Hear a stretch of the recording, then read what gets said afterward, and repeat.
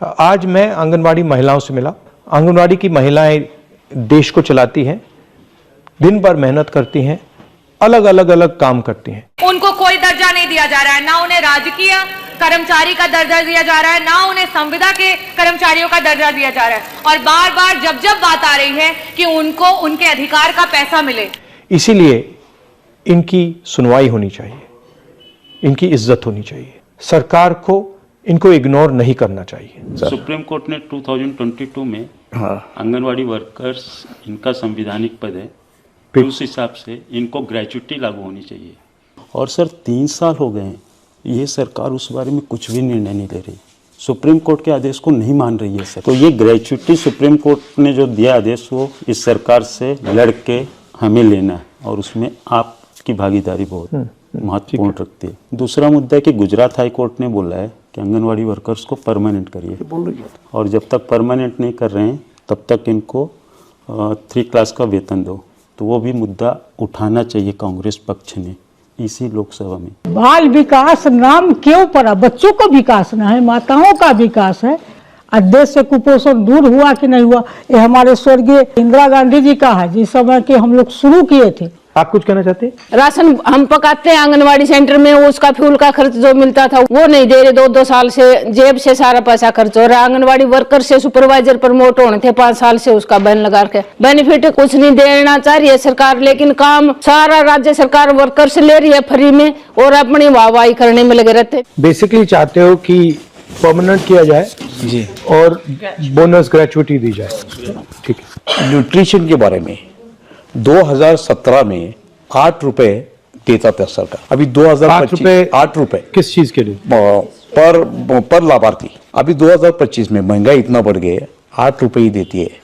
उससे कुपोषण बढ़ता कुछ है, नहीं होता है। बढ़ता है, और कुपोषण बढ़ रहा है, दबा के रखते हैं। सर ये क्या चल रहा है? इसके बारे में, न्यूट्रिशन के बारे में, अच्छा न्यूट्रिशन अगर दे देंगे तो बच्चे कुपोषित नहीं होंगे। ये बहुत बड़ा देश का सवाल है। ठीक है, थैंक यू। आंगनवाड़ी सेविका कांग्रेस की बहुत बड़ी आभार व्यक्त करती है कि आज 28 लाख परिवारों को कुछ भोजन भी मिल रहा है काम करके। और माननीय प्रणव दा जब वित्त मंत्री थे तो 1500 से 3000 रुपया कांग्रेस के टाइम में हुआ था, वो भी बजट सेशन में ही हुआ था। लेकिन आज हम लोग लगभग 10-12 साल से बजट सेशन के लिए, जैसे ऊपर से कुछ टपकेगा मुंह में पड़ेगा, बजट सेशन में कुछ मिल ही नहीं रहा है। जो विचारधारा की लड़ाई लड़ता है, जैसे अंबेडकर जी हैं, गांधी जी हैं, नेहरू जी हैं, हमें सच में इंटरेस्ट है और हमें आपके साथ रिश्ता बनाना है, दोस्ती करनी है, कि आपको लगे कि अगर हम कुछ बोलें या अगर हमारे दिल में कुछ है, दर्द है, इरिटेशन है, ह्यूमिलिएशन है, जो भी है, हम उस आदमी को जाके बोल सकते हैं। वो उस बात को सुनता है, समझता है और उसके बारे में कुछ करने की कोशिश करता है। बस ये चाहिए। तो ये एक पहली मीटिंग है, ये प्रोसेस है। आपको देखना है कि राहुल गांधी सचमुच में, मेरे भाषण को एक्सेप्ट नहीं करो, आप मेरे भाषण को डाउट करो और फिर आपको मुझे देखते जाओ 1 महीना, 2 महीना, 3 महीना, 6 महीना, 8 महीना, 10 महीना, और फिर आप देखो कि यह आदमी सचमुच में हमारे इंटरेस्ट में काम कर रहा है या ऐसी आलतू फालतू बातें कर रहा है। बट मैं आपको बता रहा हूं, आपको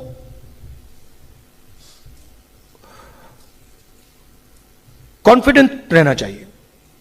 ये कुछ नहीं कर सकते हमारा, ये बीजेपी वाले हैं, इनकी बस की नहीं है, ये देश को नहीं चला सकते, ये फ्रॉड है, पूरे फ्रॉड है, टोटल फ्रॉड है, ये मैं बता रहा हूं आपको। ये प्रॉब्लम क्या है कि हम लोगों में यूनिटी नहीं है, हम लोग बटे हुए हैं। जिस दिन हम लोग एक हो गए ना, ये भाग जाएंगे। मेरा पंजाब में हमारा एक कार्यकर्ता एक दिन मुझसे मिला, कहता है राहुल जी आप, जिस दिन ये कांग्रेस पार्टी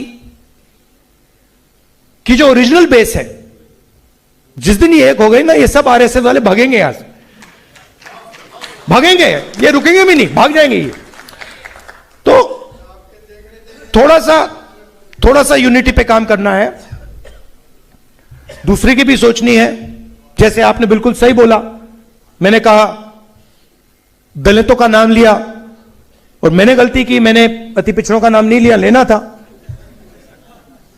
तो सबको लेकर आगे चलना है। दलितों की इश्यूज थोड़ी अलग हैं, अति पिछड़ों की थोड़ी अलग है, माइनॉरिटीज की थोड़ी अलग है, बट सुनकर सबको एक साथ लेकर आगे चलना है। और एक मुझे लगता है शायद थोड़े साल लगेंगे, बट जो एक प्रकार से मोहन भगवत जी ने कहा कि जब कॉन्स्टिट्यूशन बना था तो हिंदुस्तान को आजादी नहीं मिली थी, तो उनका कहना था कि सच्ची आजादी मोदी जी के अंडर मिली, राम मंदिर, जिसमें ना किसी दलित को इनॉग्रेशन में, ना किसी दलित को बुलाया, ना किसी आदिवासी को बुलाया, ना किसी गरीब को बुलाया, अदानी जी अंबानी जी को नचा दिया। तो उन्होंने दूसरी आजादी की बात की, मगर एक्चुअली वो नहीं समझे कि वो दूसरी आजादी उनकी वाली नहीं है, वो हमारी वाली है, वो आने वाली है। और उसमें मैं आपको आखिरी बात बताता हूं, उसमें हमें सिर्फ रिप्रेजेंटेशन के लिए नहीं लड़ना है। आप लोग सिर्फ रिप्रेजेंटेशन के लिए लड़े थे, पॉलिटिकल रिप्रेजेंटेशन। कांशी राम जी जिन्होंने बहुत अच्छा काम किया, वो पॉलिटिकल रिप्रेजेंटेशन के लिए लड़े थे। हुआ क्या, इन्होंने पॉलिटिकल रिप्रेजेंटेशन को इरेलेवेंट कर दिया। आज पॉलिटिकल रिप्रेजेंटेशन का कोई मतलब ही नहीं है। तो आज नहीं, वो लोकसभा में एमपीज मुझे कहते हैं बीजेपी के, भैया हमारी तो यहां पे मूर्ति बना रखी है। मतलब सर हम मतलब चुनाव जीत के आए, हमने सोचा था एमपी बनेंगे, यहां पे तो भैया मूर्ति बना के खड़ा कर दिया है, और मूर्ति बोल भी नहीं सकती। तो जो संस्थाएं हैं, जो इंस्टीट्यूशंस हैं, चाहे शिक्षा के इंस्टीट्यूशंस हैं, कॉर्पोरेट इंडिया है, जुडिशरी है, इसमें शेयर ऑफ पावर चाहिए, शेयर ऑफ पावर। और शेयर ऑफ पावर और रिप्रेजेंटेशन में बहुत फर्क है। शेयर ऑफ पावर मतलब